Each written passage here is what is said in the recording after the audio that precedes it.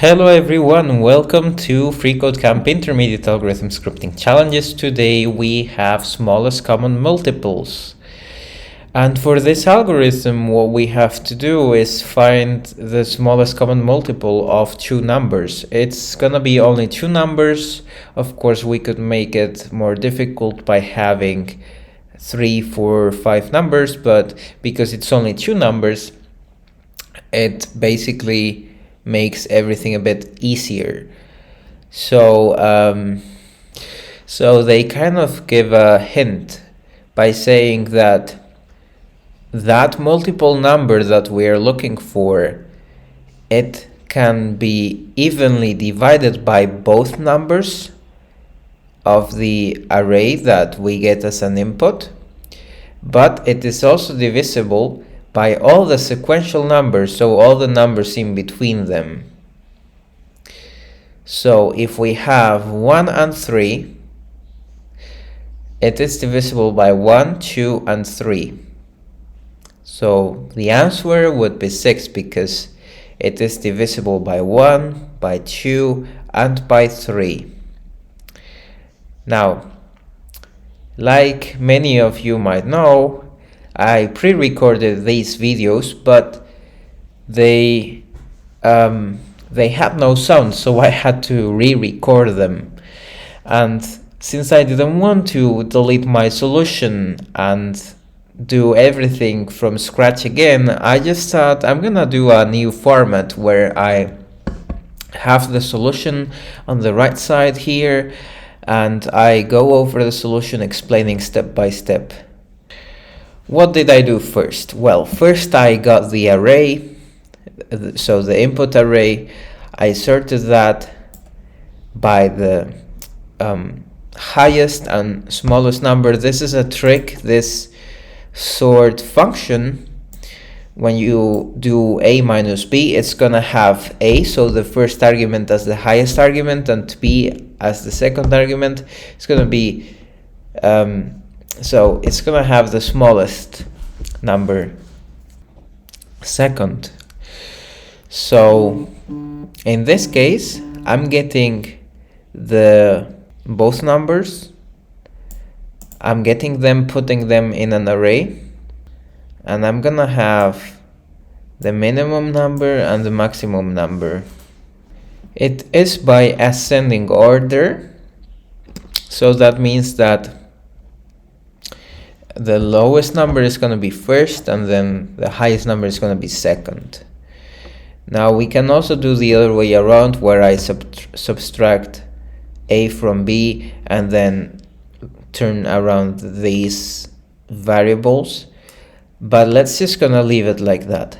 Now I decided to make a copy of the maximum number and take it as the first multiple from which we start. So this is a for loop that I made. Of course, it might not be the most efficient solution, but I'm not a very good mathematician. So I just thought I'm just gonna follow what they say here, which is basically just test all the numbers in between and find the multiple that way. So looping over the numbers in between max and min, we're gonna check if we go through the whole range and we check, is it divisible? So is the multiple divisible by the current iteration? And we are looping from the biggest number to the smallest number in a decreasing way. So in a descending order. So it's going to be 4, 3, 2, 1. And if they are all divisible by that multiple, we are just going to exit.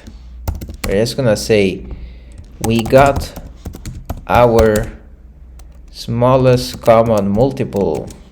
Otherwise, we are gonna take the maximum number, like we're gonna add the maximum number to the multiple that we have right now, and we are gonna assign the iteration, we're gonna start all over again.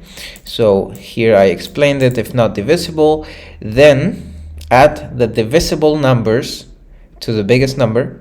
Add divisible numbers to the biggest number. Wait. It's actually the other way around. Add the biggest number to the divisible number to the multiple.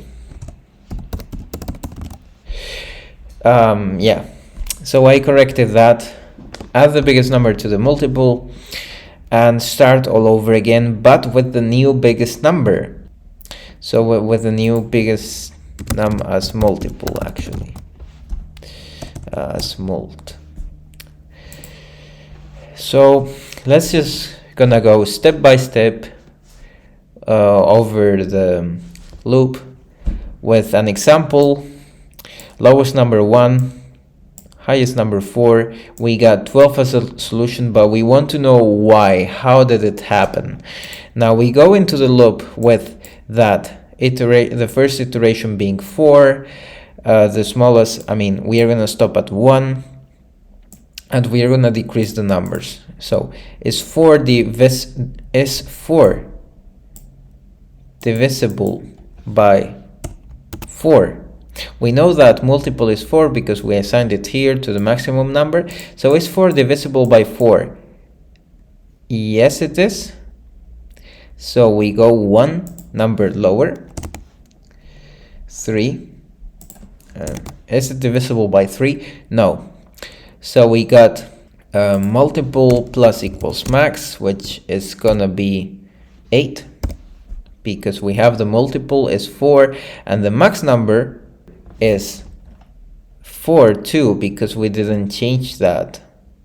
Okay, we cannot change that anyways because it's a constant. Now, so we got 4 plus 4, 8 as the new number, as the new multiple, and we assign 4 as the new iteration again. So we go back here, 4, which is the new iteration, and this is divisible by 4. Yes, it is. So we got to repeat the loop with 3. By the way, now this is 8 because it's the new multiple. So is it divisible by 4? Yes, it is. So now, is it divisible by 3? It's not. So again, 8 plus 4 is 12. The new maximum is 4. We go back here. Now we got a new multiple. Divisible by 4. Yes, it is. Now we go one number lower. Divisible by 3. Yes, it is. We go one lower. Divisible by 2. 2 times 6 is 12. So yeah, it is. We go back to the lowest number. Is 12 divisible by 1? Yes, because every number is divisible by 1. So now we break out of the loop and we can say that we got our smallest common multiple. It's going to be 12 because we're going to return it here. Okay. Now I say that it is not very performant because it's gonna take a lot of CPU whenever you got numbers that are farther away from each other.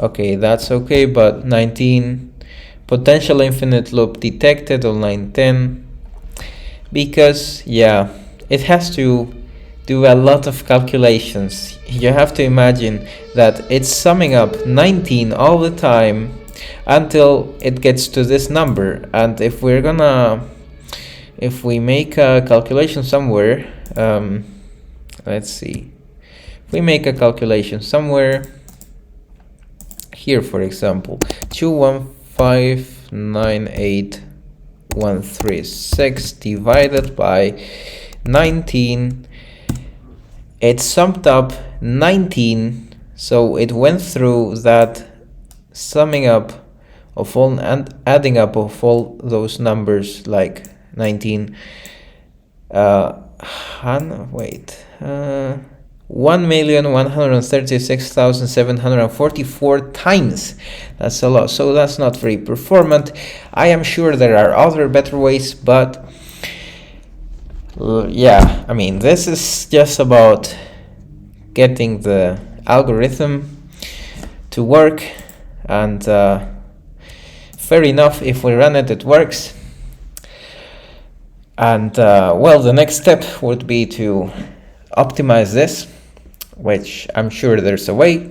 Yeah, and for those of you who are not common with what is the least common multiple, yeah, I found a graphical description here, and it's basically, yeah, find the number which is multiple of another number, for example 3 and 5, find the number that they have in common as multiple. So yeah, I mean, like I said, not the best performing algorithm, but at least it works. At least for this exercise it works, and sometimes it's just about getting the job done, because otherwise it kind of increases in complexity, and you don't like sometimes we have overkill solutions where something very simple would do it, but this solution would not be recommendable for numbers that are very far apart from each other. So if you have any questions, please write them down in the comments below, and thanks for watching. By the way, do not forget to subscribe if you don't want to miss any content in the future.